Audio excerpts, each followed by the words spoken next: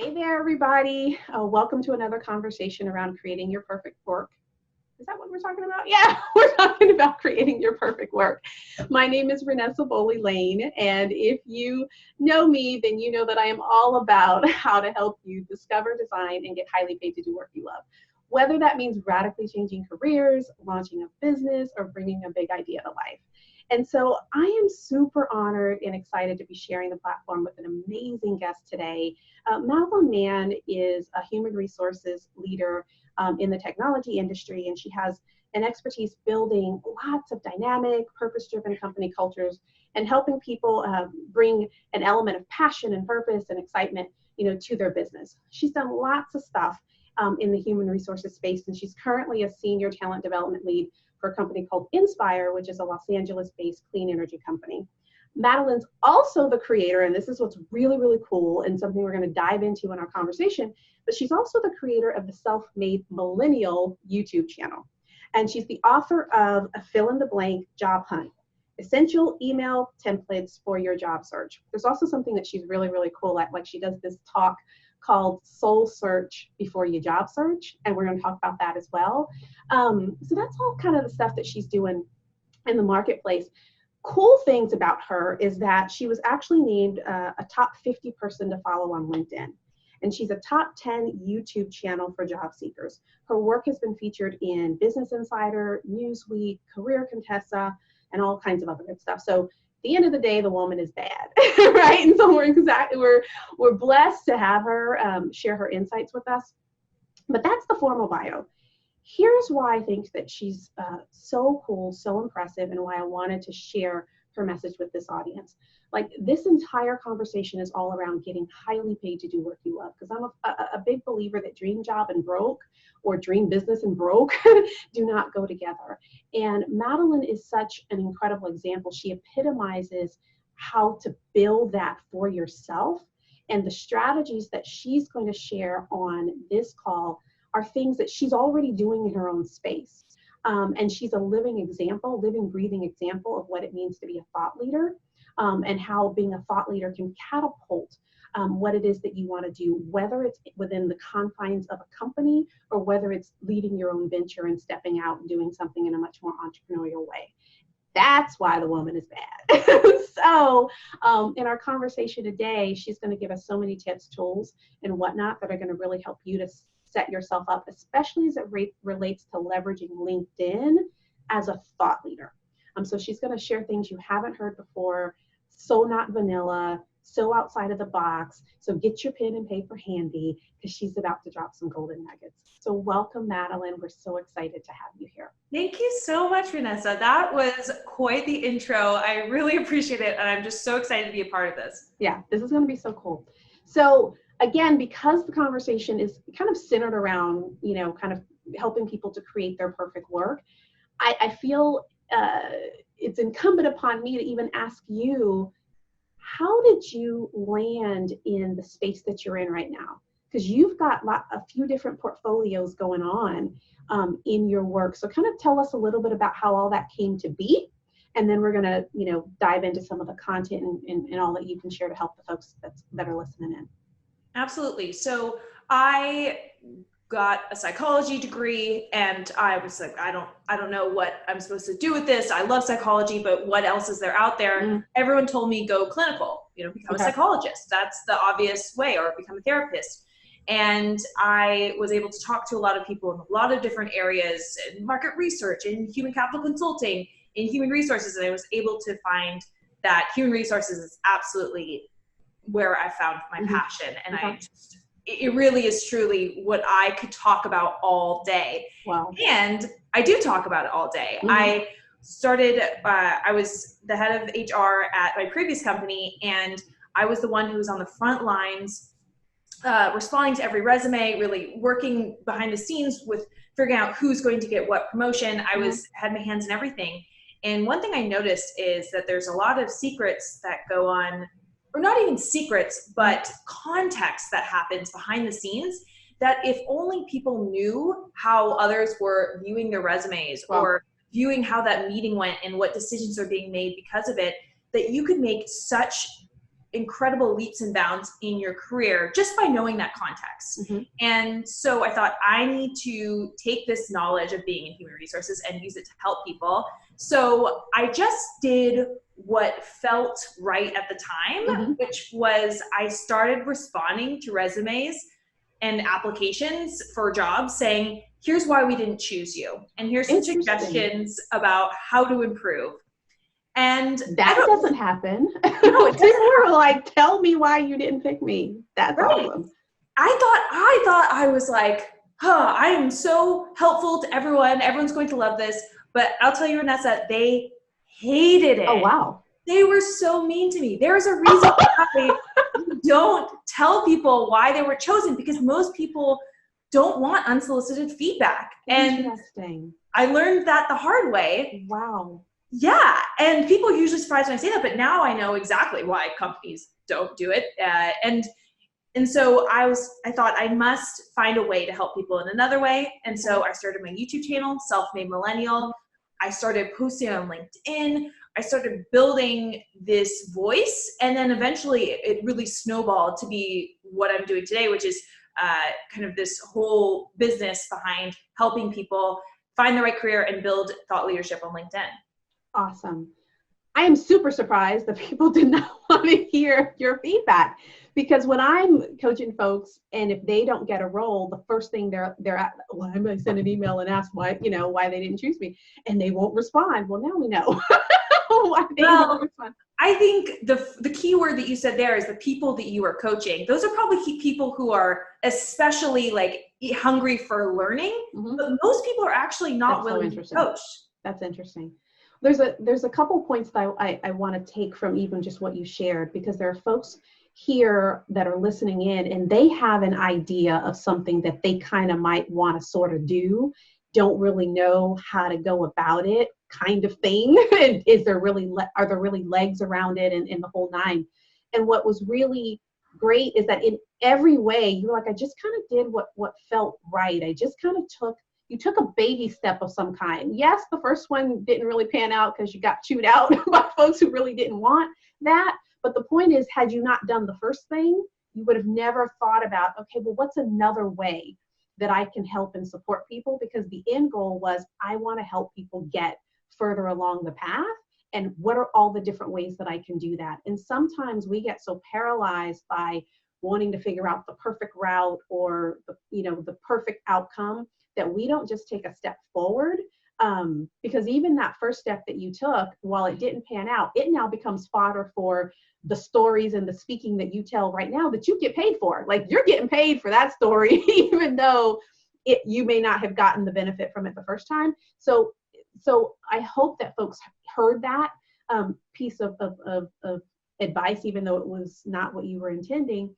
Because for a lot of you got things on the brain, and it's just a matter of, okay, I started my YouTube channel. I just started kind of opening my mouth, and who knows who saw it the first few times, but compound effect, it really began to build. So what we are going to talk about here is, how do you begin to leverage LinkedIn and become a thought leader in your space? And there's other conversations we've had throughout this series around thought leadership. And how thought leadership distinguishes you in the marketplace. It impacts how much money you're able to earn. It impacts the offer that you may get if you're actually out there looking for jobs. It impacts how much customers perceive your value to be if you're a business owner. The biggest compliment that I ever had from someone was, I don't think we can afford you. Like, we went to your website and I recommended you, but I was telling them, I don't think we can afford her. Yes, that's what I want you to think, right? And so help us understand a little bit, Madeline, around why LinkedIn is such a critical tool and vehicle that anybody can use to really build thought leadership and credibility and just value, perceived value. Yes. So LinkedIn is a place where people go to do business.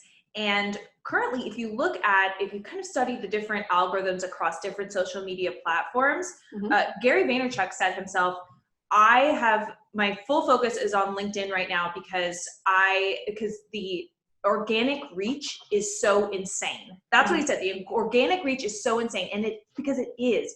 There's so few people utilizing LinkedIn as a place to post regularly and to post thought leadership, that it is truly a blue ocean market right now. Okay. And there are people who are posting, they'll post an article here and there, but I've actually been able to reverse engineer why all the top posts get to where they are. And I have like formulas for how to post and what makes a post get really that broader reach. And it's not necessarily only about getting broad reach and as many likes as you can.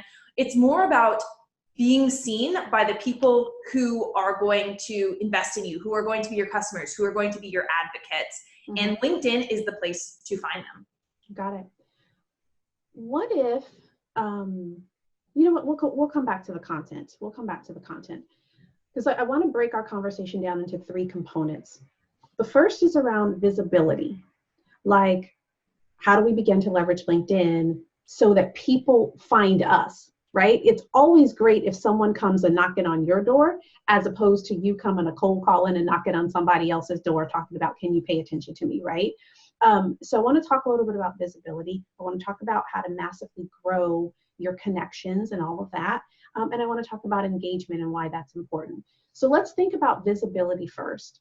Like the vast majority of folks listening, present company included probably, we have lame like LinkedIn profiles. Like they're kind of lame. Lame doesn't mean that it doesn't look professional or there's not a good headshot on there. But if it's not effective, if it doesn't drive interest, if it doesn't drive visibility, then in my mind, it's kind of lame. And so help us to understand, how can we begin to attract both influencers, like people that can catapult our careers, but also influencers who might be able to support our businesses? How can we attract our target customers? Like, how do we begin to think about that from a LinkedIn perspective, and what do we need to do? Absolutely. I love that you brought up the profile, because it really is, your LinkedIn profile has tremendous ranking. When you search your name, I'm sure your LinkedIn profile is maybe possibly the 3rd thing that shows up. So it really is one of the best web pages for your career. And for other people, it might even be the top item that comes up for them. And so we need to get our profiles very tight. It needs to, and what I mean by that is, when you visit the profile, people need to know exactly what you do and how they can contact you to have you do that. And what I'll notice is, like, I'm a multi-passionate person. I have different things going on. And what a lot of people do is they kind of mix everything, or they just are a little bit too broad with what they offer. We really want to, first of all, hear your personality. You know, my name is Renessa, and like, here's what makes me passionate about what I do. And here are the 3 things that I offer. Or if you need a speaker on these 3 topics, I'll be there. And then, you know, your email or your calendar or whatever is the call to action, really making it extremely clear for people that, first of all, that it's you know, kind of showing your personality. And then second of all, exactly the value you add to the world. And that's the same as your headline, is really focusing on what value do I add to the world. And that could either be through keywords where people are searching. Your headline is extremely important for those keywords, especially if you have some sort of niche that you're catering to. And, or something catchy of, you know, I'll help you land your dream job, or whatever it is, to really make sure that when they see your photo, they see your headline, that really stands out. Got it. No, that makes perfect sense. What's interesting, because again, I'm a firm believer that the marketplace doesn't pay for your passion or your skill or how much coding you can do. Like, the marketplace really does pay for value. So when you talk about in that profile, really being able to say, here are the 3 things that I can do, or here's what I offer, or here's my expertise, or my favorite, this is what I'm brilliant at. Like, there's lots of things I'm good at, but this right here, this is the truth. And so being able to say that is critical. And I think we make the mistake, a lot of us, is that we list all these 15, 20 skills that we have that become just like regurgitated on a resume, but that's not really value. That's just the skill. So I think that's really, really critical. The other point, who knew And you're right that when I type in my name, LinkedIn might actually come ahead of my website. And so for those of us who don't have websites, this is such an incredible marketing tool. And then when someone clicks on it and then it's lame, it is kind of a letdown. So it actually becomes pretty important. When you think about, is there any kind of rank order, like when you're talking about keywords and those kinds of things? Does what you say in your headline weigh more than what you say in your profile? Like how should people begin to think about what they communicate and where? Yes. So the headline is number one. Absolutely. Those keywords are so important. And that is not only what people see right next to your name, but also what LinkedIn addresses first when they search for something. So if you are, a speaker on digital marketing in real estate, like make sure it says like digital marketing real estate expert or something, like boom, like you need to see that right up top. And as I added an industry there, adding industries and that kind of stuff, a lot of people try to keep it as broad as possible, but actually when you narrow it a bit, it really helps people to think, oh, wow, I'm going to go for her as my speaker versus this person who's just generic marketing and that kind of stuff. Now, the second place that LinkedIn looks for searches, which usually surprises people, is way down in the nosebleeds of your profile in the skills and endorsements section. That space is ripe for search terms. So that's the second most important place. And so what I recommend is really analyze, are these the search terms that people would be searching for to find someone with my expertise? And LinkedIn suggests search terms to you or suggests skills to you, but I recommend typing in your own so that you are the only person or one of the very few people who has that skill in that skills and endorsements, so that when someone types it in, it's just you or it's just a few other people who are showing up, since LinkedIn isn't suggesting that term to everyone else. And you need at least one endorsement per skill in order to start ranking. So if you have a bunch of skills, no endorsement, you will not show up in search. Interesting. Okay, so let's talk about how to grow the network, right? So yes, I've got this profile. I suppose it's visible if someone's looking specifically for someone with my skill set or that kind of thing. But how do I begin to connect with people? Because obviously, if I'm one away from somebody else, the likelihood that I'm able to connect with someone who can help me grows and grows and grows. But a big challenge for folks is growing a network, especially if they don't already have one, or if their personality is not such that that's kind of their thing. Like people who tend to hate networking also kind of hate, messing around with LinkedIn and stuff too. How do you begin to grow a network? So what you've got to do is, obviously you first add your inner circle. There are two kind of like opposing sides, schools of thought as far as connecting on LinkedIn. There's the purist, who they just add people who they know. And once we have a meeting, then you're added to my LinkedIn connections. And that's the way I used to be. And then there's the other side called Lions, which are LinkedIn open networkers. And they will add anyone. They don't care who you are. They say, come on in, I'll take you. And what you need to do is, if this is kind of a Venn diagram, you need to be at the center.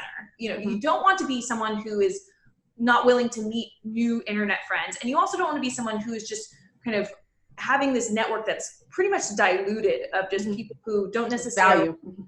Right. You want people who are there for you and who love what you're doing and who are supporting you and who are active on LinkedIn. So here's what you do is you search for search terms in the LinkedIn search. So you might search for maybe it's artificial intelligence. Maybe that's the space you're in. So you search for artificial intelligence, you look at content, and you start liking and commenting on people who are posting about that stuff. And you start adding them. And then you start talking to them. And then those people, and then you start posting your own content and using those hashtags.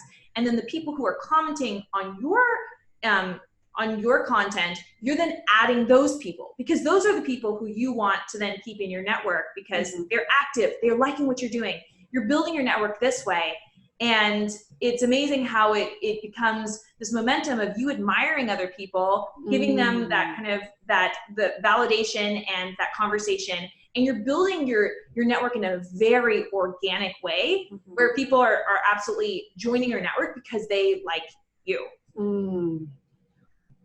What I love about this, and I want to park on this point, is that there is a spirit of generosity first and a spirit of giving first, right? Oftentimes, and it's human nature, sometimes we're busy, we've got lots going on, blah, blah, blah. And for stuff like LinkedIn and connecting and networking, it's one of those things that's a nice to have, but it's not a need to have until you need to have it. And someone once told me that if you need a connection, it's too late, like to foster it, right? And so this is critical because our mindsets have to shift. It's not just about, hitting 20 people, hitting them up and inviting them to connect with you, and you have zero, you just have zero connection, for lack of a better word, with them. But when we stop and we're able to give to somebody else, if that giving is just a liking of their post or a commenting of their post or having, I read this article and this, I really liked your point about X, being able to edify people, man, that goes leaps and bounds with establishing a relationship and creating it. Do you find that, is that a common way that people approach building their network, or do you find that that's pretty uncommon? I have found it is very uncommon. Okay. What generally, yeah, it's the connect, like mass connection is generally either the position or just kind of the hoping that people will come to them. Both also have their place, right? Like there's a lot of inbound. Then there's also, if you see someone with a cool title, with a cool headline that seems to be your network, why not, send them a connection. But yes, it is, I have found it to be much more unusual of this outbound, exactly, where it's you don't need something from them right now. You just want to build a network of people who are like-minded, who have similar passions. And what's really interesting about that, though, is, because again, we're talking about, I want to bring it back to the context of creating work you love, and not just creating work you love, getting highly paid to do work you love. Like, part of getting highly paid is creating thought leadership, is being associated with thought leadership, is being associated with people who are moving and shaking and elevating, right? And so the strategy that you're talking about here is not just connecting to any old random person who happens to be working at random company. You're connecting to folks who are out there, and they may be out there only 2 steps ahead of you, or they may be, leaps and bounds ahead of you, but they're out there, they're active, they're generating buzz, they're generating, some kind of movement in some way because they're putting out content, because they're having a point of view and all those kinds of things. And so if you're not a person who has a strong point of view, and that's not who you are right now, that's okay. You can oftentimes elevate yourself by association. And so because we don't have time to be sitting here for 3 hours on LinkedIn all day, just plugging away trying to connect with people, it's about what's the most efficient and effective way that's going to get the highest return on investment for us. So Madeline's strategy around, let's get out there and identify people who are already putting out content about the space that I want to be in, that's the coattail that you get to ride. That's the shortcut to the top. So that was worth its weight in gold right there, because not all connections are created equal. And sometimes one phone call, one door open, one email on your behalf can just open wide the floodgates of benefits. But part of it is being able to connect to those kinds of people. And this is a perfect strategy for doing so. I think that's awesome. Let's think about this from a career perspective and a business perspective. So let's say that I'm thinking about making some shift, right? Maybe I've got 10, 15 years in one direction of my career, and I want to do something that I believe I'm capable at, but I may not have a track record for it, and all those kinds of things. How could I begin to leverage LinkedIn to start to reestablish myself in a pivot, or start to connect with people who might be able to assist in that way? How would you navigate that from a network perspective?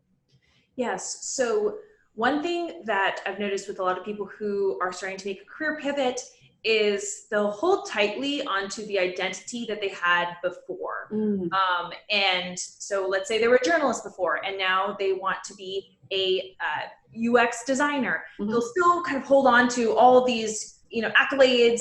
And what I say is your profile and your persona that you put out there should all be future value. Yeah. So here's what I can add to the world. Let's say you've never had a UX designer role in your life. Doesn't matter. Say like in your headline, UX designer, like, because I'm guessing you've built skills on your own. I'm guessing you have personal projects, and you can put those on your LinkedIn profile. And then you talk when you post on LinkedIn about UX design and things you're passionate about. And you're commenting on the posts of people who work at companies that you're really interested in. And then in a few weeks, when you message one of them and you say, hey, I have a resume, and I've noticed this role is open. It's not a cold message. It's not a cold call. They've been talking to you about UX stuff for the past month. And so it suddenly turns you from this just black and white resume page to then this person who's passionate about what they're doing. That's pretty good. I was gonna say that's key. That's because here's the thing. People who post things like articles or whatever, we notice who says stuff about our stuff. Like we notice the cheerleaders, because sometimes you need your cheerleaders. Like, oh, somebody thought I was smart, or somebody thought this was worth it. Like you need those some days. And you notice the people who are, your opposition, or, have constructive feedback, or, well-intentioned or not. Like you notice that. So people stand out.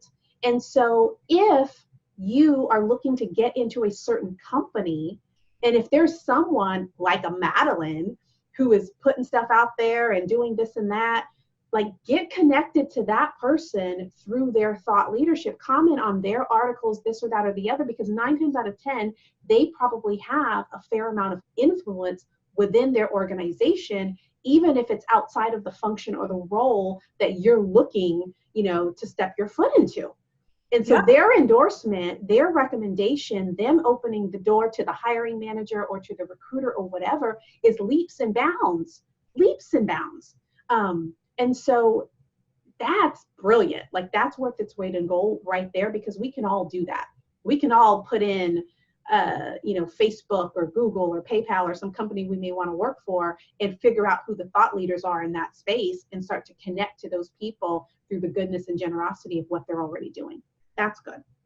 That's good right there. So how would you think about that from the perspective of an entrepreneur who is looking to attract customers or, whatever? Like, how would we take that same strategy and apply it to that space? Yes. So one thing that I have to tell people is that the people, so if you're building your own business, you're trying to get clients or customers, the people who are going to be commenting on your posts are almost never the people who are going to buy from you. And that usually throws people for a loop. They're like, what? I'm failing here.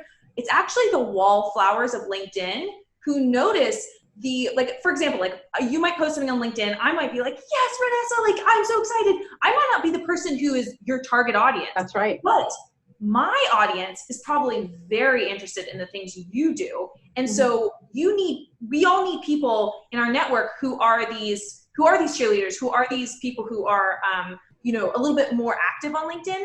And then all of the wallflowers are then, oh, wow, Madeline really thinks what Renessa does is really cool. Oh, I'm going to click her website. Oh, I'm going to sign up. Or, this is actually the way it works. And so what you need to do is think about the content that those people will like and want, but then also broaden it to incorporate some people where someone like me, who maybe isn't a career transitioner, but loves, career discussions, would still have an opportunity to engage with your posts. So really thinking about these kind of broader and narrower audiences of who's going to engage with it, but then is this still addressing the people who really will actually be the ones who convert? I think that's really critical. And to go back to a prior point, in terms of identity, like I often share with folks that you get to tell the market how to interpret who you are. And when you're, especially when you're looking to make a pivot, it's important to step into who that person is now.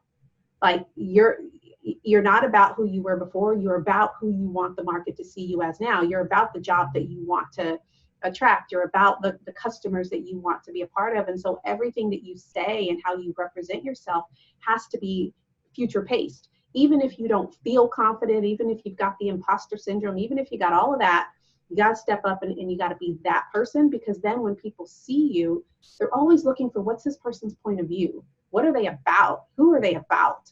And if you're about some story that has to be unpacked about, well, I'm currently working at such and such, but what I really want to do is, people don't have time for that.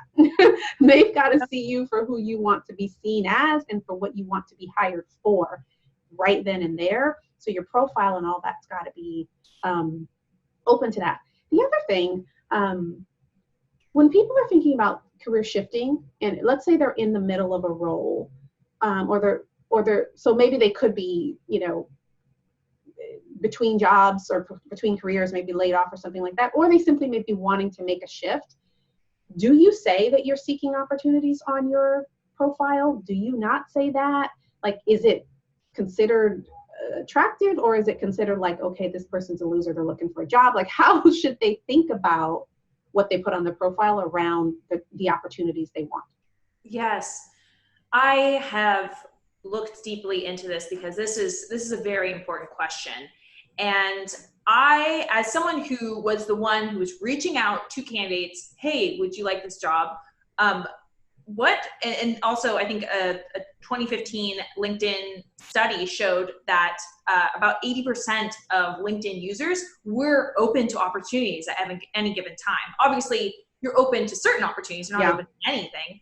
But if you know that, then maybe using really valuable space in your LinkedIn headlines saying that you're open to opportunities actually means that you are in the same place as 80% of people on LinkedIn. So it actually is not a productive thing to use your space telling people, because I know I reach out to people, or I used to reach out to people who already had jobs, and they would respond all the time and they would say, yeah, let's still talk. So actually putting that out there is not really helpful.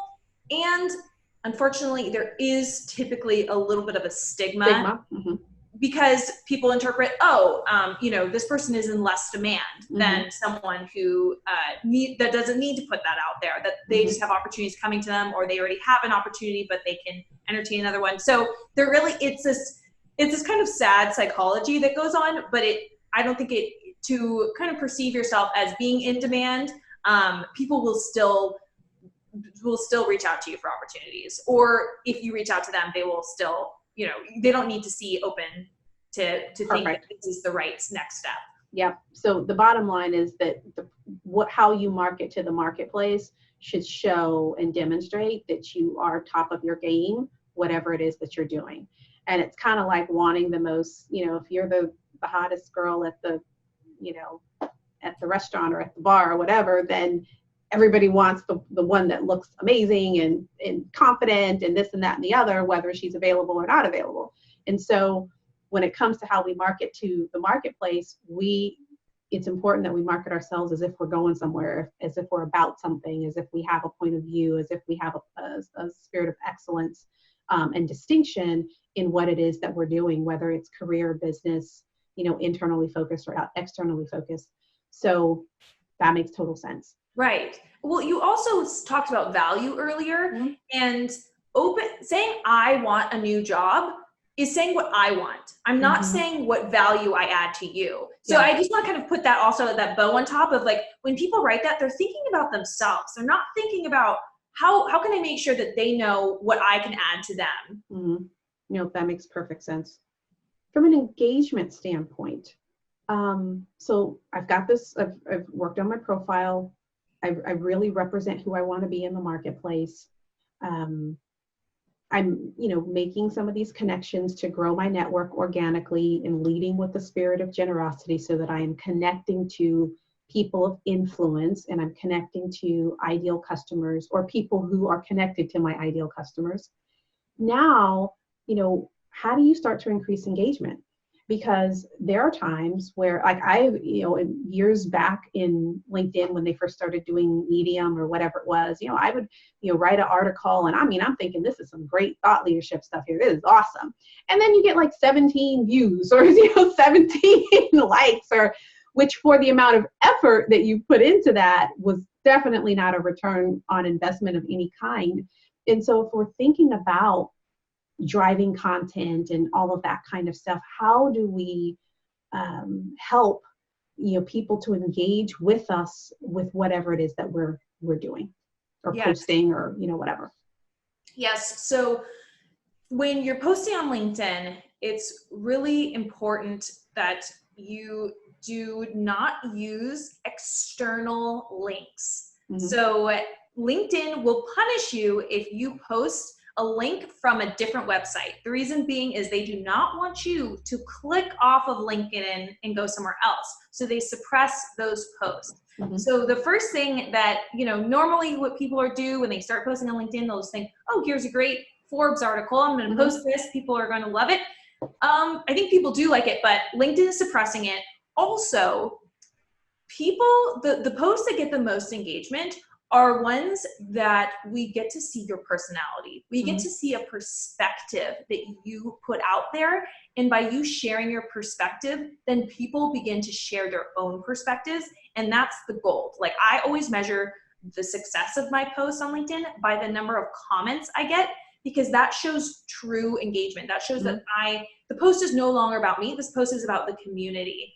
And so really focusing on ways that you can add specific value and perspective to people, and not focus on, okay, I'm going to link out to these other posts, or I'm going to share this other person's post. Both of those do not cause engagement. And I have like these templates that I follow each time I post, so that we really hit on these kind of traits of engagement. But that's probably the number one thing I can put out there. That's the number one mistake people make.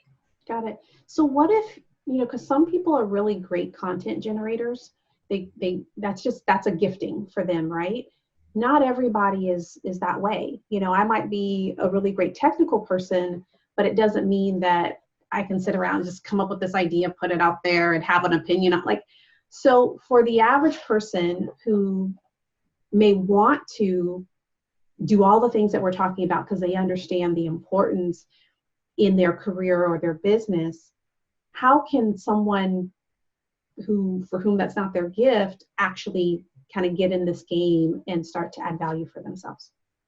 So the first thing I usually recommend, if someone's like creating content, that is just not my style, the first thing I tell them to do is to go through the exercise talking about finding people who are posting about things you like, and then start leaving extremely thoughtful comments. So you are now building off of what they're saying. You're either telling your own story of like, oh, I experienced this as well, or here's why your post meant something to me.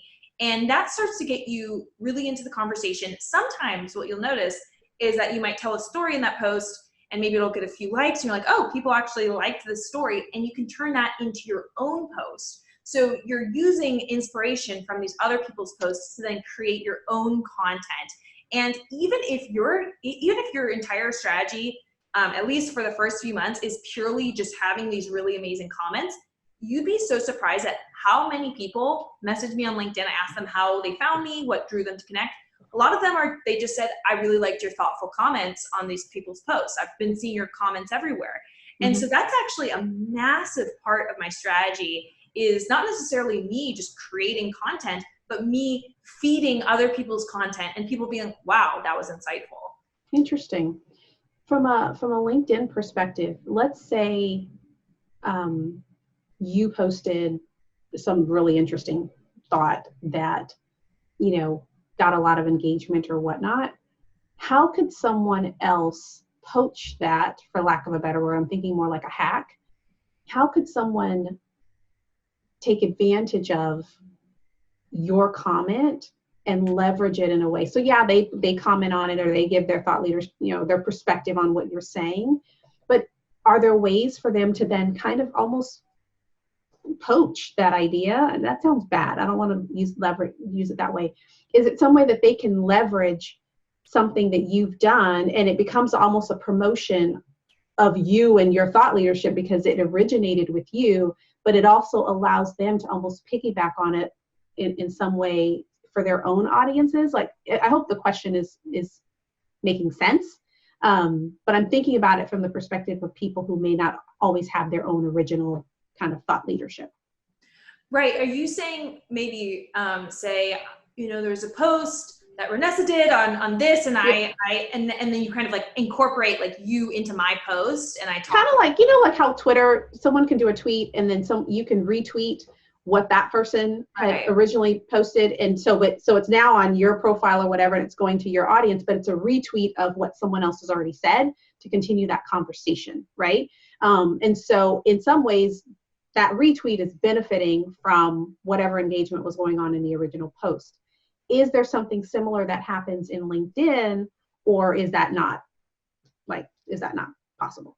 So I think you're hitting on something that is really underutilized. A lot of people do the share, which is good. LinkedIn doesn't suppress shares, but people don't like responding to shares because it feels like they're 1 degree removed from the original person that they would have a conversation with. Your idea is great as long as you're right. Like, as long as it's different enough to where it's not duplicative content, because some people, I'll tell you, they just copy and paste my posts and repost them. And I'm like, that is feeling, that doesn't feel good. That doesn't feel good. But one thing that would be cool is, let's say someone posted a post of, here are my top 5 favorite tools to start a new business. They're free tools, and here's my top 5 favorite.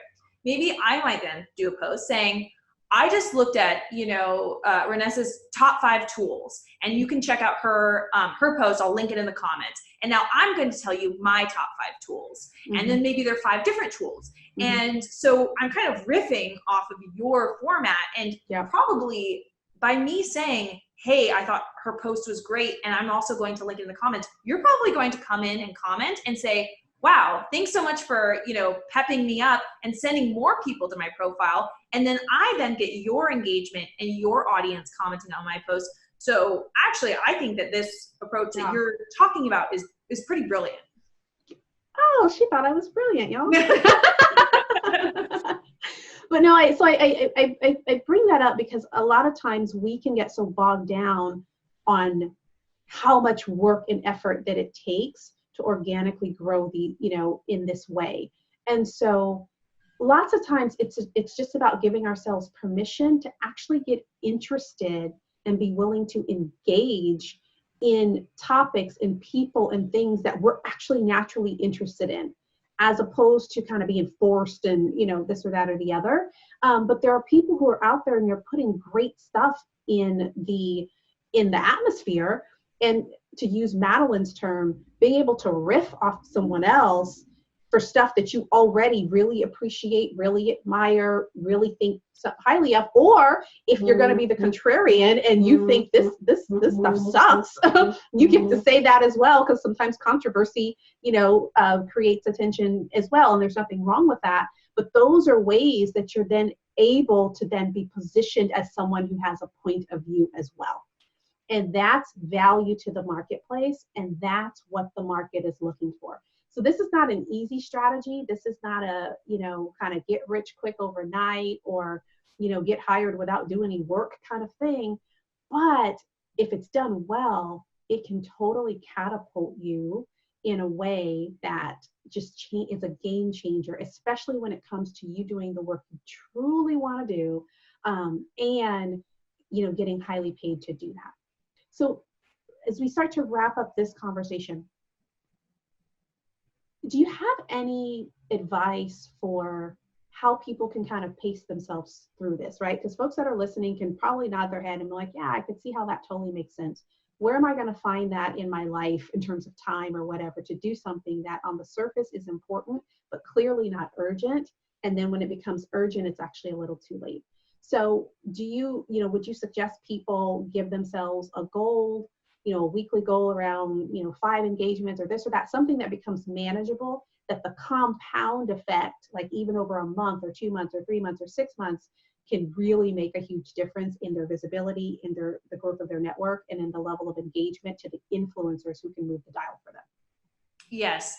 I would say that if you're really, really first starting out, just 15 minutes, maybe like 4 days a week on LinkedIn, like commenting on things, tuning, what I call is tuning your news feed. So LinkedIn shows you exactly what they think you want to see. So start teaching LinkedIn to show you the types of things that you like.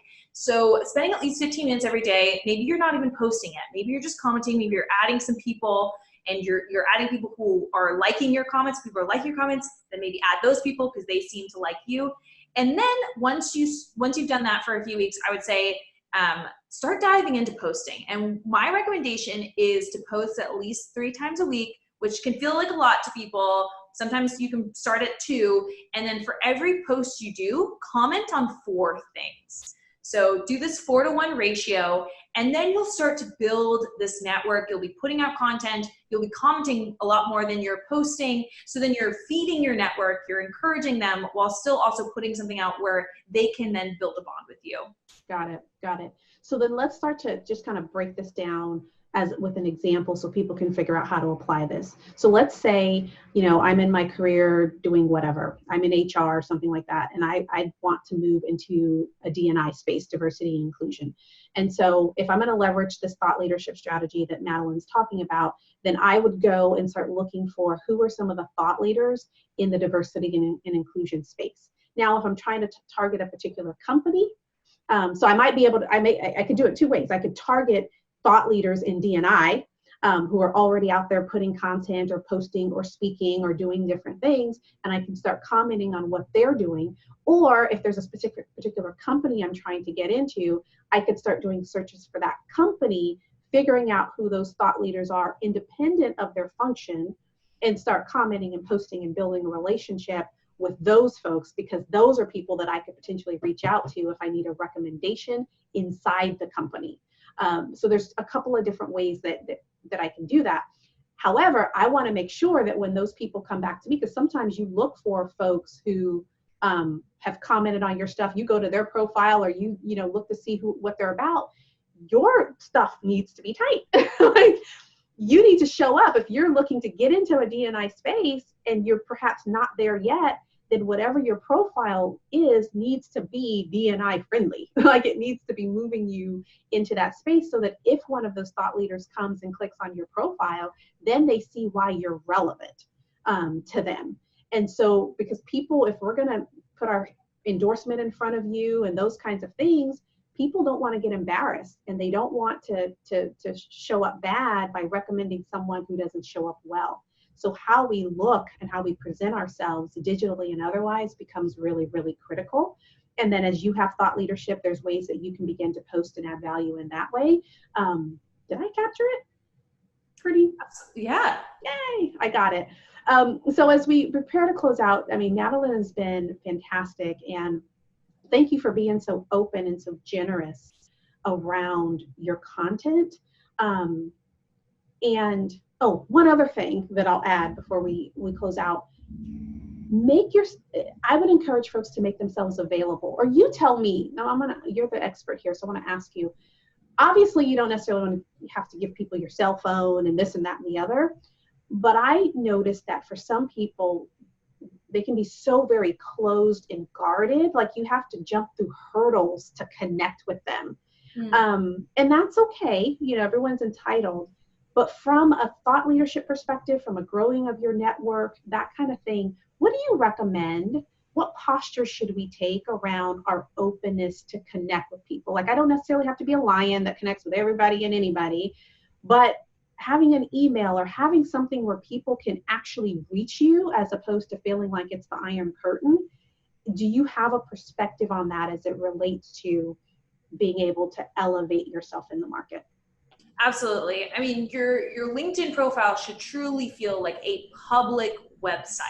And a lot of people, they will put up where no one sees your photo until you add them. Some people hide their last name. All of these things, you need to go into your privacy settings and make all of it public. So maybe you have a personal email associated with LinkedIn profile and you want to hide that, or a phone number, but then on your profile, exactly as you're saying, make your calendar link public, have a public facing email address. It's absolutely right. You will get so many more opportunities coming your way. There's really no reason to hide yourself on LinkedIn. And if there is something on there, then maybe that belongs on a different social media platform. Like LinkedIn should be this place for commerce, for opportunities. Exactly. I mean, it is frustrating that sometimes all you can do is in-mail somebody if you need to connect with them. And if we're on there, we're trying to get business. We're trying to get opportunities. We want, all of those things. And we've got to be willing to A, give for it, and then 2, be available for it. So that being said, and as we continue the spirit of generosity, Madeline has been so gracious to offer a free gift to all of the listeners on this call. So I'm going to let you share, Madeline, what that is, and then I'll tell them how they can get access to it. Absolutely. So I have a free LinkedIn profile checklist.